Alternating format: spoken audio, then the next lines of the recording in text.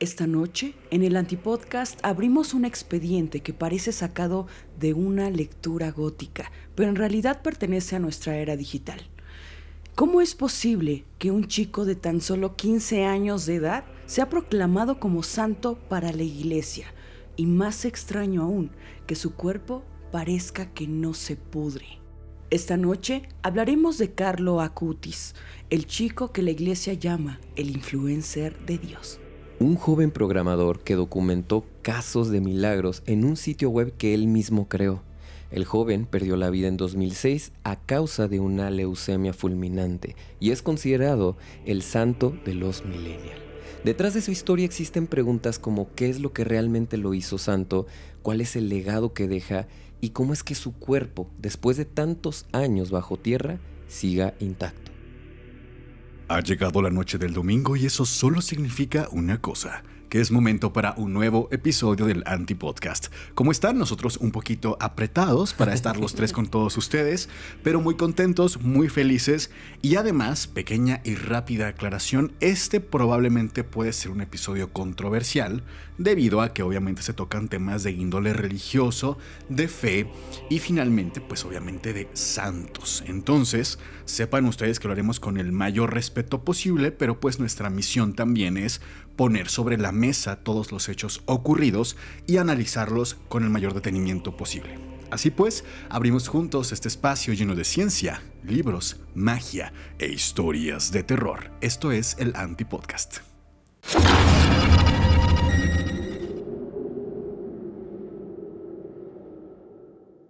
Quiero comenzar relatando acerca de su historia del niño Carlo Acutis. Él nace el 3 de mayo de 1991 en Londres. Es hijo de padres italianos de nombres Andrea Acutis y Antonia Salzano. Cuando él nace, su familia decide regresarse a Milán, de donde son originarios estas personas, y a los 15 días de nacer, es decir, el 18 de mayo, él es bautizado en la iglesia de Nuestra Señora de los Dolores en Londres. Desde los 4 años, este pequeño ya mostraba cierto interés por los temas religiosos. Le gustaba mucho jugar con las figuritas de la iglesia, le gustaba jugar a que él era un sacerdote, se ponía ciertas ropas, vamos a decir, para jugar, ¿no? Con sus amiguitos, con su propia familia.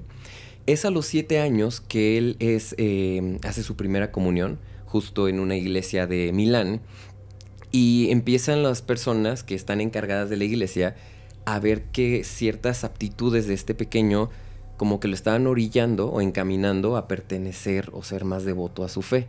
Cosas, por ejemplo, como que a él le gustaba mucho la historia de varios santos.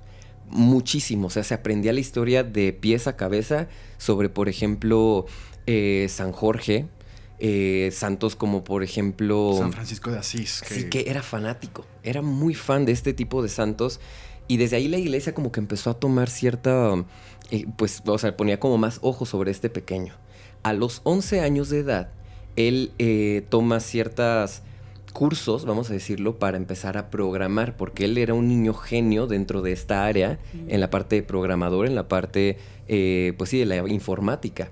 Y a los 11 años él empieza a tomar ciertos cursos, lo más básico, para empezar a crear páginas web. Es de ahí que crea una página llamada Eucharistic Miracles o Milagros Eucarísticos, que de hecho está disponible en internet. Ustedes pueden ir a buscarla. ¿Todavía existe? Sí, existe. Y esta página está súper interesante porque imagínense que a los 11 años, un niño de 11 años crea esta página y te desglosa parte a parte, por ejemplo, en qué zonas de todo el mundo se han hecho milagros, en qué países, en qué ciudades, historia de varios santos, etcétera, etcétera, etcétera.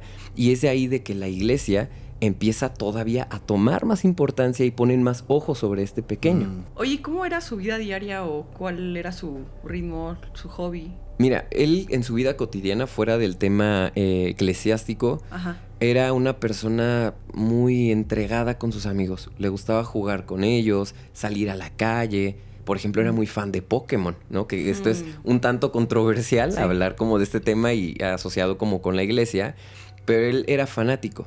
Aparte de esto, su familia y varios amigos comentan que desde que era niño, él le gustaba hacer este tipo de actos bondadosos con las personas. Como ayudar Sí, en general. sin esperar algo a cambio. Y eran constantes, no era una sola vez, no era por quedar bien con alguien, sino lo hacía porque a él le gustaba.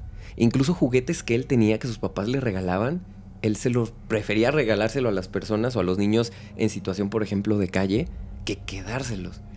Esto era como que alimentaba más esta idea de que este pequeño podría, pues, figurar dentro de la iglesia como algo más importante. Y entonces ya es cuando la familia empieza como a encaminarlo más al camino de la fe, vaya la redundancia. O sea, de hecho sabemos que los papás eran menos religiosos que el propio Carlo, ¿no? Sí. O sea, como que él asistía más a la iglesia, siendo prácticamente un niño, era mucho más cercano y obviamente esta influencia no sabemos de dónde viene, que también para términos de la beatificación y después la canonización de Carlo, este es un punto importante, el que no hubo una influencia directa por parte de su familia de ser tan cercano supuestamente a Dios. Sí, y aparte él, o sea, constantemente cuando investigaba sobre toda la historia de estos santos ya mencionados, constantemente él decía que él necesitaba rezar, porque yo soy un mortal más en esta vida. Y si ellos son santos y tuvieron que pasar por esto y aquello, yo tengo que hacer el doble, porque yo sí quiero que mi alma llegue al cielo. Yo necesito ser buena persona y hasta el doble o triple de lo que ellos fueron para poder estar en paz o que mi alma esté en paz. Ok, ¿qué más se dice, Fer, de este muchacho que a lo mejor no esté comprobado, pero que nosotros podamos tener como algún testimonio de alguien más, de la familia, de amigos? ¿Sabemos algo más al respecto de este chico? Pues es que tenemos que tener en cuenta que estamos hablando de un chico común. No era un monje medieval o algo que se tratara como algo más misterioso en realidad hasta ese momento. Sin embargo, hay como ciertos datos, por ejemplo, el testimonio de su madre, que asegura que a los 4 años de edad el niño ya podía predecir su propia muerte. Esto por una hemorragia cerebral. Entonces, es algo pues que se queda realmente en el aire porque no hay manera de comprobarlo. Simplemente se quedó como un testimonio más.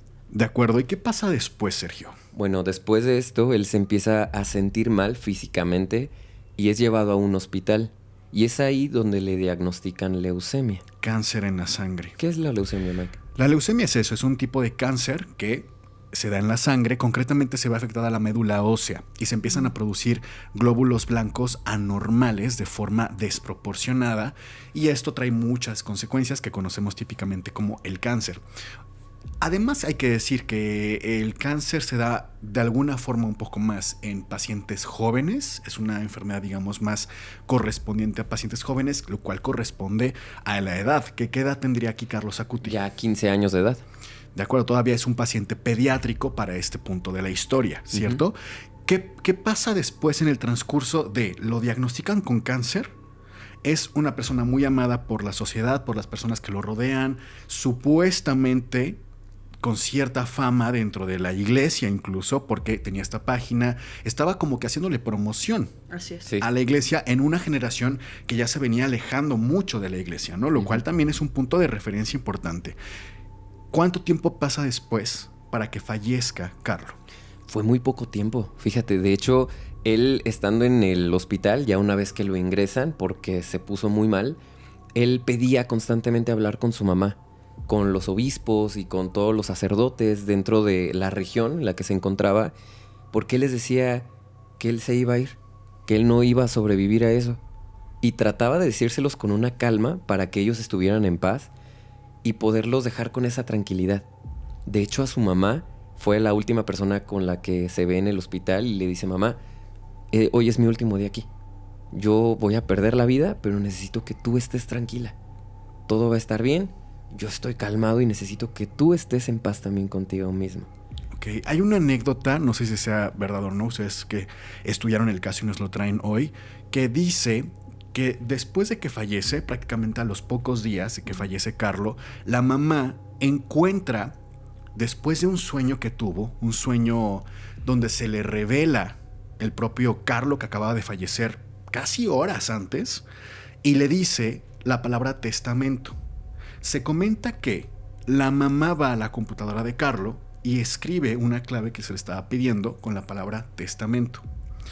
Y ahí aparecen una serie de videos e investigaciones que Carlo estaba haciendo sobre supuestos casos de milagros alrededor de todo el mundo.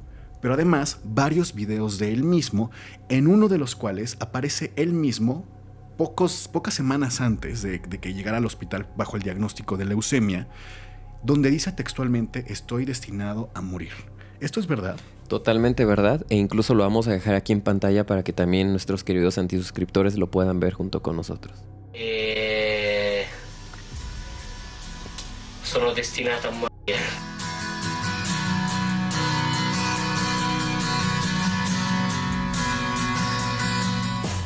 Sinceramente, yo desconozco de cuándo es ese video, no sé si se grabó días o semanas previos a su fallecimiento, pero lo que sí quiero aquí recalcar y remarcar es su apariencia física.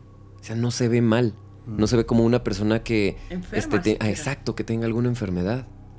Bueno, habría que decir que los pacientes que padecen de cáncer tenemos esa imagen de ellos de muchísimo desgaste físico.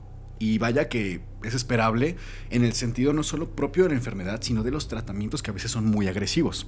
Y aquí entendamos que el diagnóstico de leucemia puede ser un diagnóstico tanto agudo como crónico. El agudo termina con la persona en cuestión de semanas. Aún aunque fuera un caso agudo, el caso de Carlo es particularmente agresivo debido a que pasó una semana en el hospital y después fallece. No semanas, una semana, y Carlo no sobrevivió. Y aparentemente él ya lo sabía. No sabemos desde cuándo se empezó a sentir mal. ¿Por qué? Porque los síntomas de leucemia son variados y son también los típicos de pérdida de peso, se empiezan a enfermar mucho, sienten mucho cansancio, etc.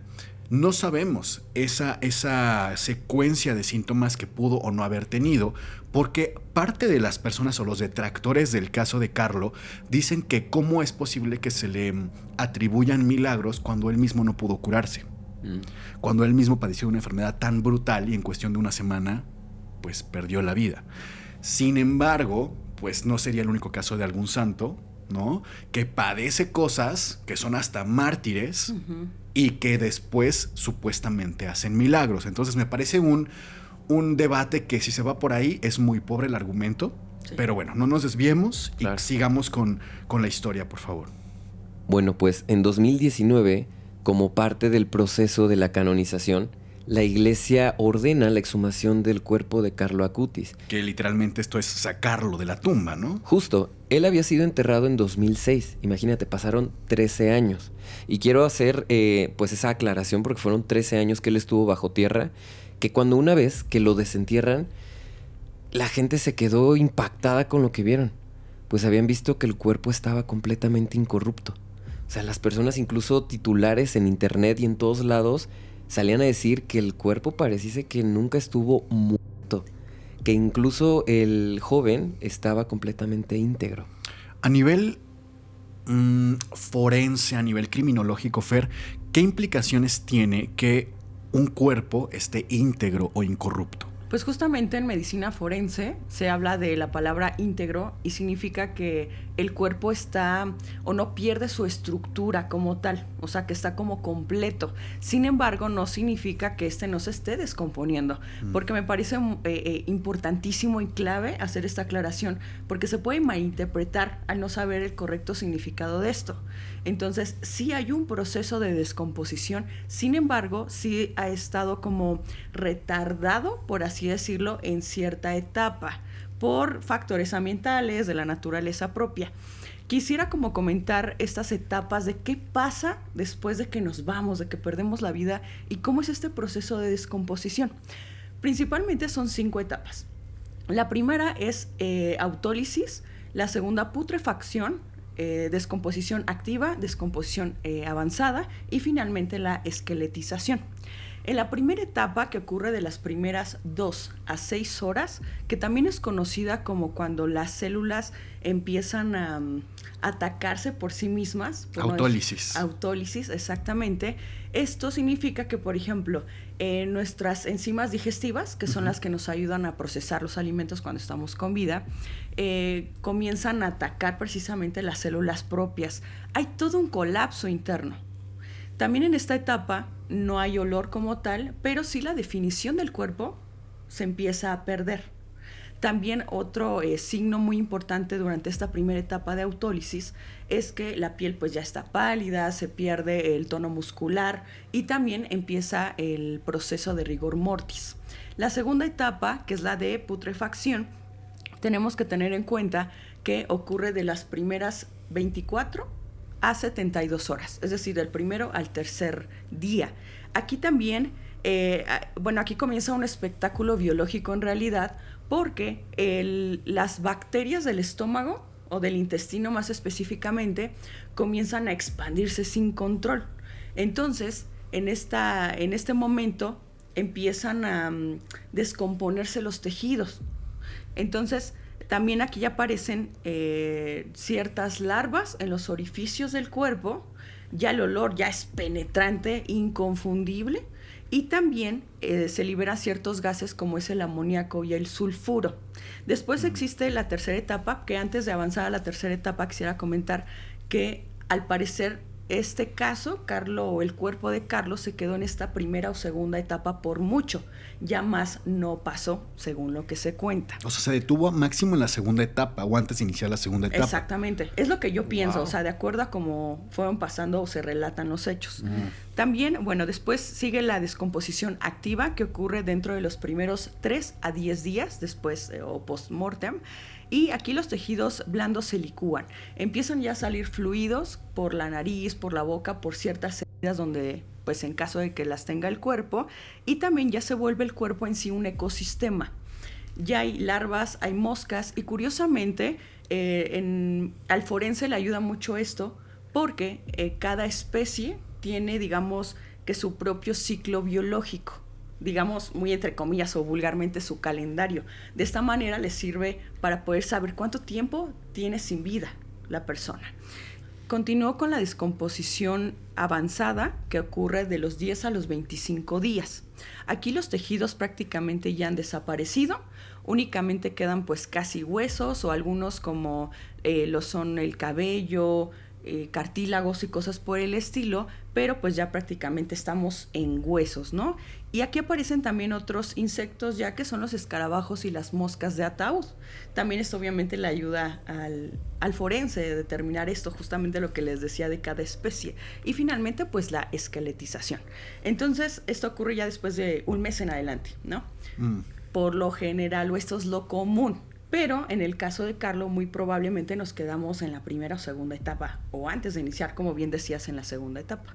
Ok, que aquí como dato curioso nos podemos llevar de aprendizaje que el olor característico a difunto, por así decirlo de una forma más amable, sería del primer al tercer día. Ya por lo menos tiene 24 horas esa persona de haber pues pasado a mejor vida, ¿no? Por así decirlo. Ok, ¿por qué a Carlo, aparte de esta vida, digamos, ejemplar que tuvo con respecto a la iglesia, por qué a Carlo, además de no padecer la putrefacción típica o normal o natural que todos aparentemente vamos a tener, por qué otra razón se le considera un santo? ¿Qué fue lo que pasó? Bueno, pues se le atribuyen 2 milagros a San Carlo de Acutis. El primero es en Brasil y el segundo fue en Londres con una chica costarricense. Sí, o sea, ya directamente pasaríamos a los milagros. ¿No hubo algo adicional en ese ínter? No, nada. De acuerdo. Bueno, para contarle a las personas, recuerden ustedes que este caso nos recuerda también que para que una persona sea iniciada dentro del proceso de canonización, tuvo que haber pasado por varias etapas. Primero la beatificación, que la beatificación sería prácticamente el que es una persona que la iglesia ahora sí que como que certifica que fue una vida ejemplar y que está en el cielo esta persona y que se le puede rendir una especie como de culto local, por así decirlo. Ya cuando se canoniza, ya es algo irreversible, ¿sí? Y esto implica además que ya se le rinde un culto de forma universal, por toda la Iglesia Católica, quiero decir. Estos dos casos que supuestamente Carlo Acutis cumple como milagros son bastante llamativos. Porque el primer supuesto milagro que cumple este muchacho resulta ser el de un caso de páncreas anular. El páncreas anular es una malformación congénita. O sea, este paciente, este niño de Brasil, nació con el páncreas deforme. de tal forma que se le hizo un anillo que rodeaba el intestino y lo aplastaba, y por eso no podía pasar el tránsito de comida, causando no solamente dolores, vómitos, sino una práctica destrucción de su vida, porque al final no podía alimentarse de forma apropiada y correcta. Se hacen estudios y en ese ínter ya había fallecido claramente Carlo, cuando es el mismo niño enfermo, el niño de Brasil, que agarra, lo puede tocar al cuerpo, a los restos de Carlo, concretamente su playera, esta playera que trae puesta como muy casual y que todavía se le ve colocada. La toca y supuestamente a las pocas semanas este niño mejora drásticamente, y no solo eso, sino que se revela por parte de la iglesia, importante decir esto, por parte de la iglesia católica, sí, que el páncreas cambió de forma. Su páncreas cambió de forma, se le hicieron estudios de imagen y supuestamente el páncreas dejó de tener este anillo tan típico y tenía una reducción, digamos, de esta malformación congénita. Vamos a analizar un poquito más adelante estos detalles, pero vamos a explicar un poquito más el segundo caso. El segundo caso es el de una niña que tuvo un accidente de tal suerte que en su cráneo sufrió un trauma, lo que conocemos en medicina como trauma cráneoencefálico. Supuestamente desarrolló un hematoma, que es un coágulo, para fines simples. Un coágulo en el cerebro que le trajo consecuencias neurológicas aparentemente irreversibles. La madre acude a la tumba de Carlo Acutis porque escucha que mucha gente le empieza a rezar. Y a las pocas semanas, la niña recupera prácticamente su vida y mejora drásticamente su salud. Aquí hay una cosa que vengo a recordar justamente que pasó en este ínter, que a lo mejor es muy insignificante, pero me hace sentido comentarla ahora.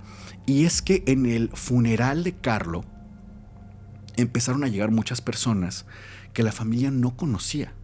Muchos desconocidos, muchas caras que la familia no tenía ni idea de quiénes eran. Pues resulta que eran personas que supuestamente Carlo había ayudado en vida. Algunos incluso aseguraban que les había hecho una especie de milagro en vida. Sin embargo, estos no entran como parte de la evidencia que toma el Vaticano para asegurar que Carlo va a ser beatificado y luego canonizado. No se sabe por qué no entran, no se sabe si esta solamente es una anécdota que cuenta la familia y no pasa a ser algo mucho más puntual, algo mucho más objetivo, pero se le atribuyen milagros en vida, ¿eh? Ahora, expliquemos un poco si estos realmente son milagros o no. Aquí es cuando ya creo que es oportuno que hagamos como una especie de división en el episodio de qué pasa si no es verdad, si es explicado todo esto por la ciencia o si de plano es algo que no tiene explicación racional y entonces podría considerarse un milagro desde nuestra perspectiva, ¿no? Voy a empezar por la que no, porque si esto no es verdad, podría ser una de las estafas más grandes por parte de la Iglesia Católica para atraer público joven a sus filas. Claro. El santo Carlo Acutis, en el primer milagro que supuestamente cumple, cura a este niño con la malformación congénita, el páncreas anular. Sin embargo, hay que entender que el páncreas anular, si bien nació este niño con esta malformación, sí es fluctuante en sí misma esta enfermedad por su propia naturaleza. ¿Por qué? Porque para empezar el niño estaba en crecimiento. Es decir, su páncreas, así como sus huesos, su cerebro, todo seguía moviéndose. Claro. Estaba en desarrollo. 1, 2. No sabemos qué tan grave era la obstrucción que se dio.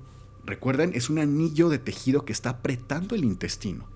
Pero no sabemos nosotros qué tan grave era este caso. Y a mí, personalmente, me parece que ahí sí hay un fallo muy grande por parte de la Iglesia Católica, porque yo personalmente, que me consideraría católico, digo, bueno, si vas a meter a alguien como santo, yo creo que tengo el derecho a saber y tener acceso a los estudios, laboratorios, los análisis, las certificaciones que hicieron por parte del Vaticano para meter a alguien y elevar a una persona normal al grado de santo. Claro. No digo que a votación, porque entiendo que no es una democracia, pero caray, sí me parece muy fuerte que todo esto se haga a puerta cerrada. Y entonces le tenemos que creer, pero es que el Vaticano hace pruebas. ¿Quién las hizo? ¿Dónde están? Queremos verlas, ¿no? Ok, supongamos que curó al niño, de acuerdo. ¿Qué tan grave era el caso? ¿Realmente tenía ese diagnóstico? Sí, porque puede ser un diagnóstico errado totalmente también. Exacto. Es más, ni siquiera sabemos si al niño se le practicó una cirugía o no. Así de grave es la situación. Seamos muy francos, sí, ¿no? Claro. Entonces, si le hizo una cirugía a este niño, iba a mejorar. Definitivamente iba a mejorar. Esto no lo sabemos porque no se da el acceso. Y me parece que si hubiera más transparencia, ¿sí? Quizá muchos nos costaría menos creer. Porque una cosa es decir, todo es cuestión de fe, hay que tener fe. Y otra es, no te dejo ver. Y tu trabajo es creer. Oye, si lo tienes y tienes pruebas, caray, ponlas en la mesa, ¿no? Ahora, el segundo caso... y se los puedo decir personalmente porque he visto muchos casos de trauma craneoencefálico, sobre todo en menores, y sí mejoran también de forma espontánea. Esto porque el propio hematoma se puede reabsorber, se puede destruir a nivel enzimático. Nuestro cuerpo empieza a atacar, digamos, este coágulo para que se destruya, porque obviamente es peligroso tener un coágulo en el cerebro, por supuesto. Entonces, nuestro cuerpo tiene ciertos sistemas. De hecho, en el cerebro tenemos el polígono de Willis, que es literal un polígono hecho de arterias para dar emergencia a todo el cerebro, y que si una arteria se cierra, la otra cumpla la función y entonces hay salidas de emergencia. O sea, quiero decir, todo nuestro cuerpo está diseñado para sobrevivir. Hasta que no pueda más, está diseñado para sobrevivir. Por eso es que tenemos 2 pulmones, 2 riñones. Por si uno falta, tenemos el otro, ¿no? Incluso el propio corazón, cuando una parte se infarta, la otra sigue trabajando. Se puede incluso hacer una hipertrofia ventricular, es decir, que el corazón cumpla la función de otra estructura, por así decirlo, trabajando extra para que uno siga vivo. Así de maravilloso es el cuerpo humano. Sí.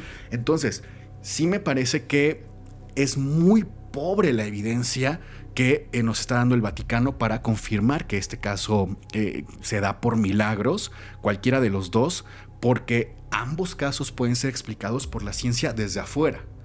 Ojo aquí, no quiero ser arrogante y decir, no, es que son falsos. No. Lo que estoy diciendo es que con la información que nos dieron, la información que da el Vaticano abierta y públicamente, uno puede sacar deducciones. Con leer un poquito, leer un poquito, no se tiene que ser médico ni cirujano. Leer un poquito, te das cuenta que faltan muchas piezas en el rompecabezas en cuanto a los milagros que se le atribuyen a Carlo. Es que justo es algo que quería complementar ahorita con lo que dices, porque para este proceso de canonización, los 2 milagros que tienen que ocurrir, y es algo que la iglesia remarca sí o sí, es que los milagros no tienen que ser comprobables.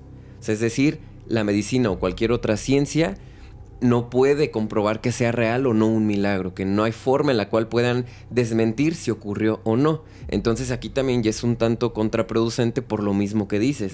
¿Cómo demuestra entonces la iglesia que pues es un milagro? Si no dejan el acceso a las personas, ¿sabes? Es que a mí eso es lo que me parece ya hasta reprobable.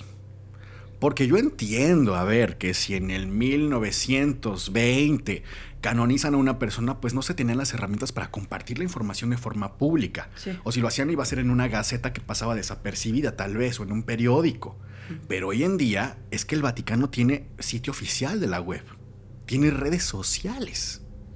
Entonces, ¿cómo es posible que no puedan brindar esta información que me parece sospechoso incluso el que no la compartan? La verdad, porque de que se tiene, se tiene. Y si es tan contundente la evidencia, con mayor razón la compartes, ¿no?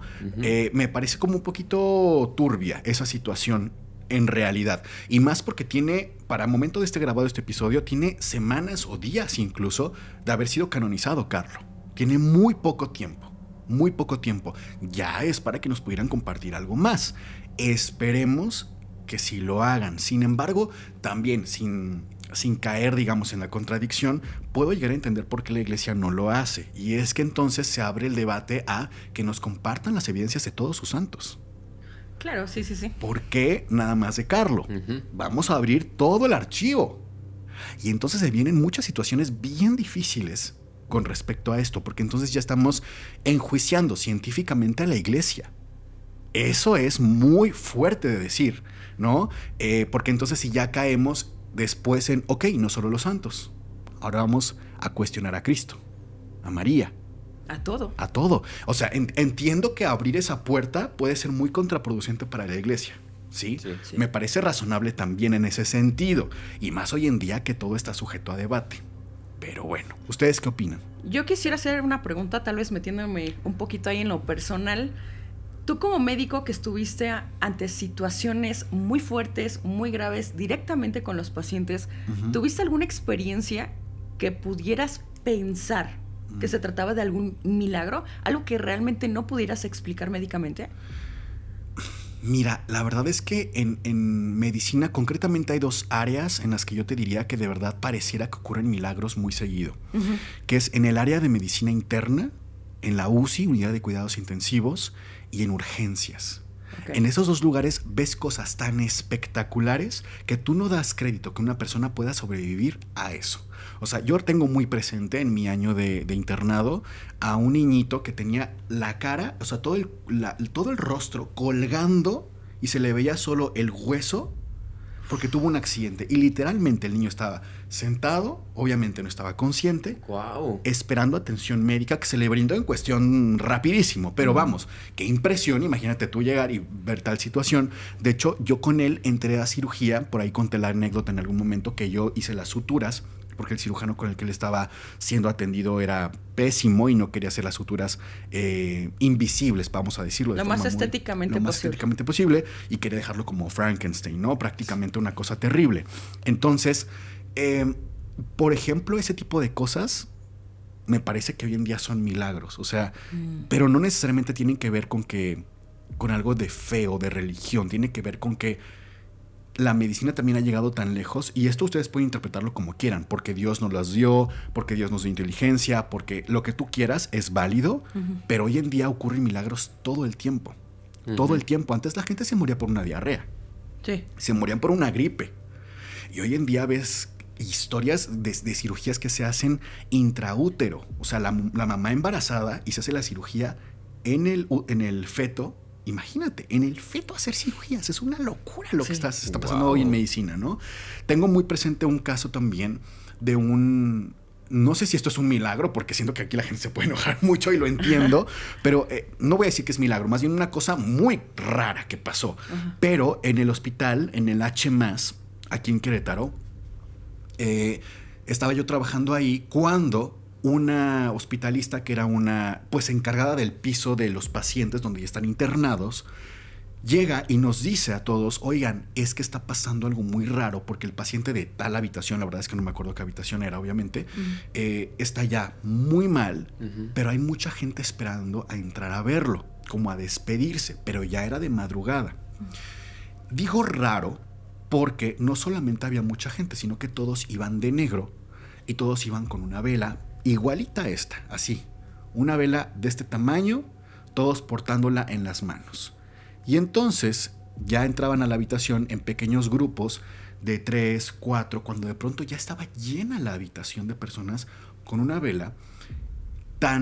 Era extraño porque además estaban haciendo una especie de rezo como en voz muy baja, y tú entrabas a revisar al paciente y eran unos susurros rarísimos que ni siquiera se entendía si era español lo que estaban hablando. Les mentiría si les dijera que era un idioma en específico, porque la verdad es que no se entendía. No se entendía, pero estaban como una especie de trance estas personas. El paciente se iba a fallecer. O sea, sí o sí. Sí o sí. Lo teníamos clarísimo. O sea, literalmente ya pensábamos incluso que en cualquier momento de la madrugada el señor ya iba a dar las gracias, ¿no?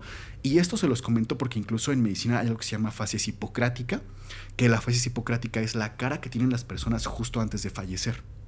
O sea, ya es un malestar tan grande, una serie de procesos fisiológicos que ya te lo refleja hasta en el rostro, en la piel, ¿no? Ya lo sabe uno. Y entonces las personas que estaban en esta habitación con el señor empiezan a salirse y solamente quedan 2 personas. Pensamos que eran los hijos de este señor, pero la verdad es que no estábamos seguros. Y para este momento yo ya se había acabado mi turno, ya me tenía que ir porque ya había amanecido.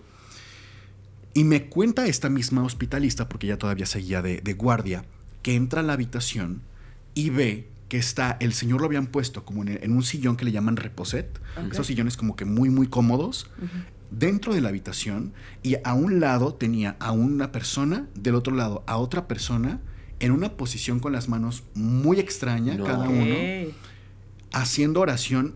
Literalmente estaban en trance. Tan en trance estaban que cuando entra esta compañera a revisar al paciente, porque obviamente, aunque uno piense que ya va a fallecer el paciente, lo tienes que estar revisando y dándole atención médica. Por supuesto. Entonces, les dice, buenos días, con permiso, voy a revisar al paciente, bla, bla, bla. No le contestan, están literalmente casi con los ojos en blanco, están en un trance, insisto. Lo empieza a revisar y pues el señor, ella decía, es que su corazón se va a detener en cualquier momento.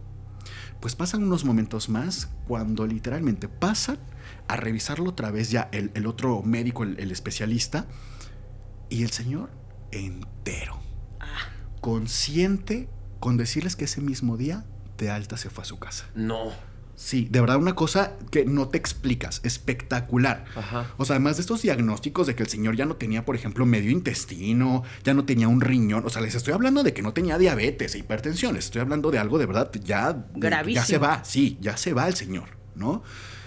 Y el señor, te lo juro, con una jovialidad Wow. que no te imaginas. Y además, a ver, sí hay casos de personas que tienen este momento de sentirse muy bien y luego fallecen. Esto también es común, ¿eh? Sí llega a pasar. Pero el señor estaba tan bien que se le dio de alta.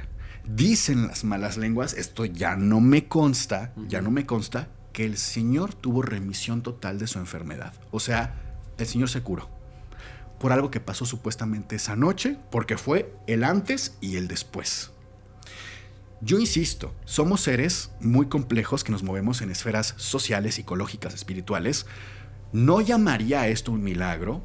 Incluso creo que hay ciertos tintes de que era algo oscuro. Con lo contrario. Sí, lo contrario, pero no sabemos tampoco, ¿no? A lo mejor iban de negro porque pues pensaban darle el pésame, luto, claro. Iban a la vela para que siguiera la luz, qué sé yo.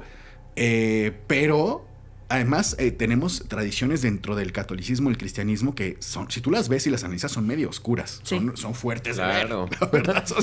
Uno sí se asusta de repente, ¿no? Pero pues obviamente prácticas son respetables y además no le hicieron absolutamente daño a nadie. No es como que sacaran ahí un animal, un altar y hicieran algo terrible, ¿no? Sí, claro. Solamente estaban rezando y a lo mejor no les entendí porque hablaban, qué sé yo, un dialecto. No tengo la menor idea, ¿no? Pero son historias que te ponen a pensar. Sí. ¿Ahí fue en el mismo lugar donde ocurrió lo de la niña que levitaba? Ahí fue el caso de Marianne, la supuesta niña poseída que estaba levitando y que quedaron en los registros médicos que la vieron varios miembros del personal de enfermería levitar en el hospital a esta niña, ¿eh? Oye, esa historia ya no me la sé. Es muy buena esa historia. ¿Sí nunca la contaste o sí? Creo que sí la conté en algún episodio, pero la vamos a volver a contar en algún momento. Yo pensé que ahorita. Y me encantaría traer actualizaciones y quizá hasta traer a la enfermera que vio personalmente, porque tengo contacto con ella. Pues sí, que venga. Sí me consta. Desgraciadamente, si sigue trabajando ahí, sí tendría problemas. Entonces voy a investigarles y si la podemos traer... Es que ella fue la enfermera personal de todo este caso. O sea, ella vio cómo hablaba en otros idiomas, cómo tenía una fuerza anormal. Ella vio cuando levitó y además no la vio sola. Siempre la vio en compañía de otros compañeros, literalmente, de enfermería. Entonces hubo muchos testigos de este caso. Pero sí, fue en este mismo hospital. Sí. Por favor, déjenos en los comentarios si quieren que contemos esa historia en algún otro episodio. Y regresando al tema del Santo Carlo Acutis ahora... Una vez que la iglesia muestra su cuerpo, lo ponen en una urna de cristal, lo visten con un pantalón de mezclilla, con tenis. Como muy casual, ¿no? Sí, pero le ponen una máscara de silicona en el rostro. ¿Ah, no es su cara real? No, de hecho hubo una intervención y no recuerdo qué obispo fue el que, de hecho hace poquito fue el que mencionó que realmente su cuerpo no es como tal lo que encontraron dentro de tierra, o sea, bajo tierra, sino que lo sacaron, lo exhumaron y tuvo ahí como una especie de intervención, vamos a decir, estética, para poderlo presentar ante el público. Fíjate, yo pensé dentro de mi ignorancia, porque no sabía esta información, que sí le habían hecho algunos retoques, pero más como de limpieza. Y me llamaba la atención cómo se veía como si fuera una figura de cera. Sí, justo. El santo. Sí, ¿no? ¿Eso es correcto? O sea, ¿no es un poco engañoso eso? O se hace como para... preservar tal vez los restos, pero aún así exponerlos Sí y no, porque a mí yo entro aquí como en un conflicto del por qué entonces venden la idea de que era un cuerpo intacto, íntegro, que nunca se descompuso, si realmente sí hubo una descomposición y hubo una intervención estética, ¿sabes? Sí, claro, o sea, es más un engaño, maquillaje o porque milagro que yo en lo personal no creo que sea en lo absoluto, porque bien dices, o sea, hubo esta máscara, pero los restos que los expongan de esta manera, a mí me parece, no sé, hasta irrespetuoso, perturbador, no sé, pues cada quien tendrá su forma de pensar, ¿no? Sí, es que, ¿saben qué? Si a lo mejor pusieran los restos y sobre esto un mármol y darle como esta dignidad, por así decirlo, a los restos, pues bueno, todavía. Pero me parece un poco morboso el ponerlo así, la verdad. Digo, cada quien tendrá sus opiniones, desde luego, pero aún siendo un santo, creo que es algo que no debería de hacerse para ninguna persona, ¿no? Es un poco un tema de respeto, al menos para mí. Seas santo o no, pues es un menor que perdió la vida, que pasó una enfermedad muy dura, muy difícil y que se lo llevó muy rápido y que pues seguramente tenía sueños, tenía esperanzas, tenía inquietudes típicas de un chavo de 15 años y que además si tú ves los videos que publicaba, yo hace rato antes de entrar a grabar le decía a Sergio que me aparecieron, por alguna razón siempre nos salen como videos de cuando vamos a grabar el respectivo caso. Sí. Y me salieron muchos videos de él en vida, obviamente, y se ve que era una persona muy buena. Se ve que era un chico como con un corazón muy bonito. Eso te transmite cuando ves, pues era un niño bueno. La verdad es que era un niño bueno, por eso independientemente de si era santo o no, creo que como que tenemos que ser un poquito más empáticos en cómo se le trata. Claro. Sí, o sea, yo entiendo que a lo mejor habrá gente que esté de acuerdo o no con que se le canonizó, pero sí recordar que hablamos de un niño. Que sufrió y que fue una enfermedad muy fea, la verdad.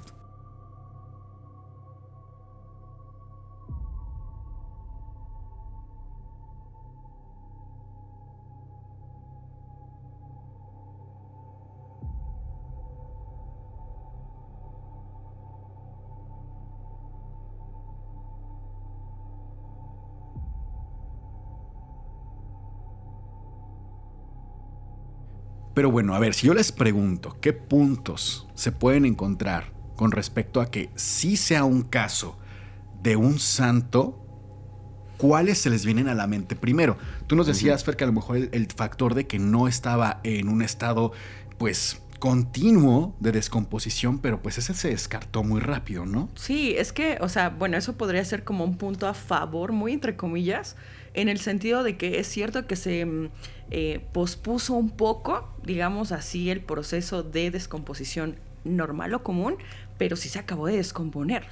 Pero digamos, si tú en este caso, digamos, hubieras estado ya siendo una profesional en esta época y te topas con un caso similar, ¿sí encontrarías peculiar por lo menos el que se haya detenido antes de la segunda fase por, digamos, un año? O sea, ¿sí sería algo curioso, por lo menos? Es que no se detuvo, solo se retardó un poco. Okay. Entonces, ni siquiera no podría, eso. No, o sea, no podría decir que se trató como de un milagro, o sea, ya había este conocimiento de que podrían ser factores, insisto, naturales y ambientales, entonces yo en lo personal no lo vería como un milagro. Ok, tú, Sergio, ¿qué nos puedes opinar al respecto de puntos que encuentres a favor, digamos, de que este es un caso de un milagro o de una serie de milagros? Mira, no tanto que sea un santo o no, porque eso creo que ya queda mucho a la expectativa de las personas, pero sí considero, como mencionaste hace ratito, que era muy buena persona. Eso es, creo que, la parte positiva con la cual yo me quedaría, que constantemente él hacía estos actos de fe. De bondad. De bondad, exacto. O sea, que veía por los demás, por otros niños que quizá no tenían, pues incluso juguetes que él les regalaba, ¿sabes? Siendo un niño privilegiado él, Exacto. Totalmente. Entonces, desde ahí es con lo que yo me quedo, pues en la parte como positiva, de decir, pues era muy buena persona. De eso hay un brinco enorme de decir, ¿es un santo? ¿Quién sabe? Quizá por la cuestión de los milagros, pero de que era buena persona, era buena persona. Pero ¿qué implicación tiene que una persona sea un santo? O sea, al final del día, ¿un santo es una buena persona? Pues sí. Ya lo que nosotros pensamos es que tiene capacidad de hacer milagros. Como si tuviera poderes, ¿no? Como si tuviera poderes. Incluso tiene una semejanza con Jesucristo, porque Jesucristo curó ciegos, curó leprosos, caminó sobre el agua, convirtió el agua en vino, etc.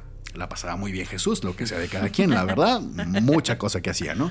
Pero como que hay esta similitud, digamos, como que se siguen los pasos de Jesús, no nada más en llevar una vida recta, sino también en cumplir estos milagros. Y es ahí quizá donde nosotros como sociedad estamos corrompiendo la idea del santo. Quizá no solo si era un santo, sino que hay muchos otros santos y quizá hay santos entre nosotros que están vivos, pero no porque cumplan milagros, sino por la rectitud que llevan en sus vidas, por la bondad que hay en sus corazones, y eso es mucho más valioso que pensar que tienen poderes. Exacto. O que interceden por nosotros ante Dios, porque tal vez, y aquí bien curioso, porque por ejemplo Padre Pío, recordarán ustedes que Padre Pío le besaban la mano y él la quitaba. Sí. Él decía, no me den ningún tipo de culto ni veneración porque no soy digno de esto. Yo no hago lo que ustedes creen que yo hago. La humildad. La humildad, pero igual también no solo humildad, realidad. Sí. O sea, Padre Pío sabía que no tenía ningún poder. Claro. Él llevaba la mejor vida que él podía, pero porque era la persona santa, que sí era seguramente. Yo sí creo que Padre Pío era santo, pero dentro de su actuar, dentro de su bondad, no dentro de si... Hay un relato por ahí que dicen que los aviadores lo vieron entre las nubes. Sí, o sea, por ejemplo, ¿no? Sí. Entonces, yo en ese sentido sí apoyo el que tal vez sí era un santo Carlo Acutis desde su persona, además siendo tan joven, porque nosotros a los 15 años... Ya bien maleados. Pues sí, o sea, la verdad es que pues se ve que no llevábamos la misma vida. No, claro. Esos muchachos, la verdad. Carlos, pues sí, Carlo Acutis sí se ve que era una buena persona, no como uno, ¿verdad? Una lacra, una lacaña. Una cosa terrible. Tampoco, ¿eh? Yo sí, la verdad, sí se me nota el código postal, pero pues se ve que el chico era muy lindo. Sí. Eso. Ahora, los diagnósticos que supuestamente curó, no sabemos. La verdad es que para mí ni que sí ni que no. Porque la iglesia ha así tapado todos los estudios, todos los laboratorios, se los ha reservado de una forma muy extraña, hay que decirlo. Sospechosa. Sospechosa, y más en la época en la que estamos. Ahora, ya cerrando esta parte, porque pues no hay más evidencias para decir que sí. Claro. A menos que alguien tenga otra, pues no. Si ustedes sí, déjenosla en los comentarios, por favor. Estaremos encantados de que alguien más tenga algún punto de referencia respecto a que sí sea un santo, pero... Algo que a mí me hace un poquito así como de aquí algo pasa muy extraño es que la Iglesia Católica ha retirado la santidad de algunos de sus santos. ¿Cómo? Sí, por ejemplo, el caso de San Jorge, por decirte alguno. Sí. San Jorge, que mucha gente lo ubica y le venera hasta cierto punto. Bueno, pues en su momento, si no me equivoco, esto en los 60s, la Iglesia Católica dice, oigan, si exageramos en las cosas que dijimos que había hecho San Jorge, ¿no? Pues, ¿cuáles cosas? Pues igual y no peleó contra un dragón. Así, ¿eh? O sea, de verdad no estoy exagerando. Otro caso. San Cristóbal. San Cristóbal, que viene, su nombre viene de Cristóforos. Es aquel que porta a Jesús, aquel que mueve a Jesús, aquel que transporta a Jesús. Sí. Igual, justo en el año 1969, sí lo tengo mucho más presente, la iglesia también dijo, oigan, creemos que nos pasamos un poquito de la raya, ¿no? ¿Por qué? Pues es que San Cristóbal se cuenta que era un señor muy alto que llevaba personas de un lado del río al otro. A eso se dedicaba, a transportar. Y pues un niño le dijo que era Jesús. Y ya. Pero no solo eso. San Cristóbal no existió. Ay, la iglesia lo aceptó, ¿eh? La iglesia, no crean que yo, no. La iglesia aceptó que San Cristóbal ni siquiera existió. Porque resulta que además en relatos se dice que San Cristóbal era un gigante. Yo les juro que yo quiero creer, oigan, pero es que también dragones y gigantes. También échenme tantito favor, ¿no? Ahora, sí hay historias de santos y santas que dices...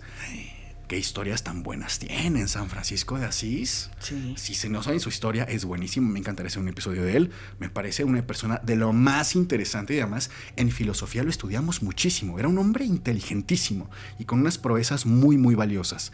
Sin embargo, yo les cuento estos pasajitos de la santidad de algunas supuestas personas en donde dices, híjole, hasta la iglesia se ha visto orillada a aceptar que se pasaron. Que la exageraron verdad, un sí, poquito. Un poquito, nada más un toquecín. Por ahí incluso también me parece, esta sí no me acuerdo quién es, la verdad, qué santa es. Si no me equivoco es Santa Filomena. Ahí, insisto, no me acuerdo, hay que buscar el dato. Si no es ella, es Santa Gertrudis. Bueno, no recuerdo cuál de ellas.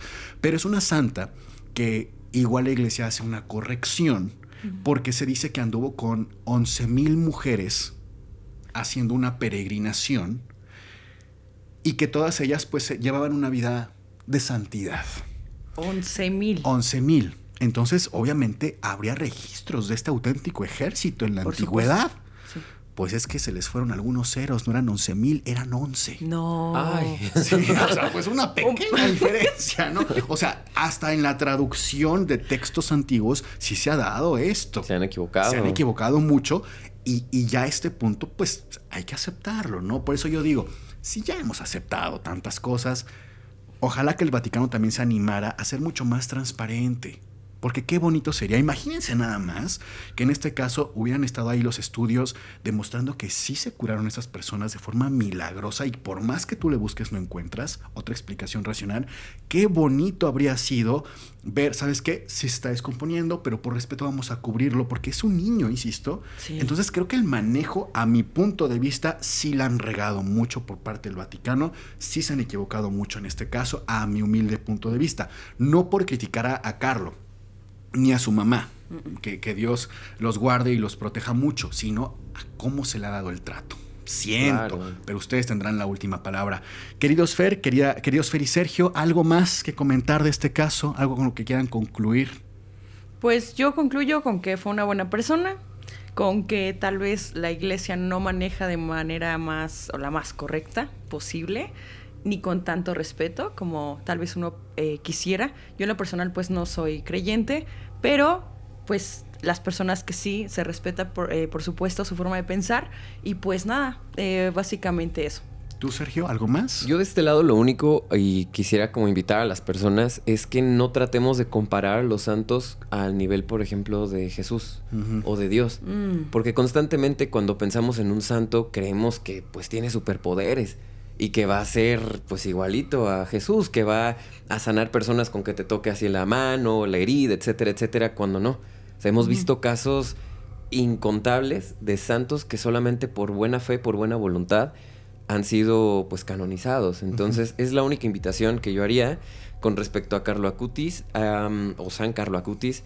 Yo sí, nada más me quedo con eso, que era muy buena persona, que hay que también reconocerle eso, todos sus méritos que tuvo, y hasta ahí. Alguna otra cosa negativa, pues no me quisiera yo adentrar en esos temas, como para poner en tela de juicio, porque pues creo que no me compete estar en ese punto. Quiero seguir creyendo en que realmente siempre fue una buena persona y fin. Le tuvo miedo a la cancelación. Claro. Como siempre. No, yo siempre he dicho cosas aquí también. Tibios no, aquí tibios no. No es cierto. No, sí, es verdad. Hay que tomar a los santos como eso, como un ejemplo de rectitud, de amor al prójimo, de amor a los demás, pero no como estas figuras que parecen ya más de Marvel que de una vida recta, ¿no? Por ahí yo también les consideraría, por ejemplo, Epicteto. Lean a Epicteto. Ahí él escribió el Enquiridión. Era un hombre que ni siquiera se le considera dentro de la iglesia porque prácticamente, vamos, era un filósofo antiguo, para que me entiendan. Y este hombre fue esclavo, fue discapacitado y prácticamente es uno de los padres del estoicismo, donde nos invita y hoy nos da tanto. O sea, a partir de las creencias y más que las creencias, las filosofías de Epicteto, hoy tenemos también terapias de tercera generación a nivel psicológico. La terapia cognitivo-conductual está mucho basada en este tipo de filosofías antiguas. Esto me parece espectacular porque entonces ¿cuánta gente no ha ayudado? Por ejemplo, Epicteto, ¿no? Sí. Por decir algo. Hay que leer mucho, hay que educarnos mucho, hay que tener la mente y el corazón abiertos. Pero bueno, muchísimas gracias por acompañarnos, pero antes... Las invocaciones. Tranquilos todos, tranquilos todos. Vamos con las invocaciones de esta noche. Yo voy a empezar de este lado con Flaps-Lita, quien es miembro Escoba Voladora. Muchísimas gracias. También nos deja una bonita propina. Siempre disfruto de cada uno de los episodios. Todos los sábados en la noche ya tengo mi spot para ver un nuevo video de ustedes. Fer, Sergio y Miguel son de lo mejor en esta plataforma. Tal vez algún día hacen un video de todo el misterio de la isla de Ometepe, aquí en Nicaragua. Oye, yo no he escuchado eso, ¿tú sí? No, ni yo. Ay, ¿Tú tampoco? ¿Qué pasó? No, nada. Ay, me asusté, pensé que se Me disocié. Ay, Jesús. Nosotros, Mike, ¿todo bien? Sí, nosotros, ¿qué le pasó? Bueno, continúo. Antes de que se haga aquí una posesión. Ok, dice desde Chico Largo. Y su pacto con el demonio. ¡Ay! Hasta la leyenda de que hay una ciudad debajo del Charco Verde. Muchos saludos desde Nicaragua. Espero que tengamos Antipodcast por mucho tiempo más. Muchísimas gracias, querida Flaps. ¡Órale! Yo invoco a Teletubby Rojas U7Y, quien es miembro fantasma y dice: hola, soy nueva suscriptora. Saludos desde Uruguay, Durazno. Muchas gracias. También invoco a Isaac Templos 453, quien es miembro fantasma y dice: yo soy miembro. Ya soy miembro. Espero me saluden. Gracias por seguir subiendo videos cada semana. ¿Para cuándo un nuevo producto del Antipodcast? Dulces sueños. Estaría increíble tener un nuevo producto, pero la verdad es que más bien es que tenemos sorpresas digitales, espérenlas. Se vienen cositas. Se vienen cosotas. A ver, de este lado yo quiero mencionar a Iam o I Am. I am Maricel, quien es miembro caldero y dice: lo mejor, ver sus videitos junto a mi café matutino para comenzar mi semana laboral. Los amo, muchísimas gracias. Y tengo aquí también a The Dark Side of the Girls 6312 Girls, que es miembro fantasma y dice: definitivamente increíble este capítulo. Yo los amo, son los mejores. Y tengo a María Fer Díaz 2, quien es miembro que es calabaza, y dice: una belleza cada capítulo, los amo. También te faltó ahí Jesús Verde 7975, quien es miembro de Escoba. Respeto para el señor Escoba, Oye, bien. Jesús Verde, para ti, mis respetos. Dice: hello guys, excelente programa. Un saludo. Muchas gracias, Jesús. Yo de este lado también voy a invocar a Rosario 9540, otra escoba voladora, claro que sí. Aquí los que amamos a Fer y sus peinados increíbles. Y hoy vengo bien greñuda. Con la mijita. Te la debo. No, muchas gracias. Lo bueno que se quedan de aquel ladito, ¿eh? También voy a invocar a Marco Antonio Porras Hernández, es miembro Calabaza. Hola, buenas tardes, soy Marco y mi esposa Mari ya somos miembros fantasmas. Les mandamos un fuerte abrazo y los felicitamos por las historias que pasan. Pero solicitamos un saludo para mi esposa Mari, ya que es muy fanática del Dr. Miguel y donde podemos comprar la antitaza. Ya no hay, queridos. Se acabaron. Y saludos a Fer y Sergio, son los mejores. Muchísimas gracias, Marco. Se acabaron y Toki con la taza así de claro. Hola, Mari. Saludos. Muchas gracias por estar aquí. Esperemos que les haya gustado el episodio. Así es. Invoco a Flapslita. ¿Sí? Esa ya la leyó, Fer. ¿Ya se nos acabaron? Ya se acabó. Ya se nos acabó el programa. Así pasa. Adiós. Goodbye. Cuídense mucho, que tengan bonita noche. Nosotros somos Sergio, Fer y Miguel. Y esto fue el Antipodcast. Les deseamos dulces pesadillas.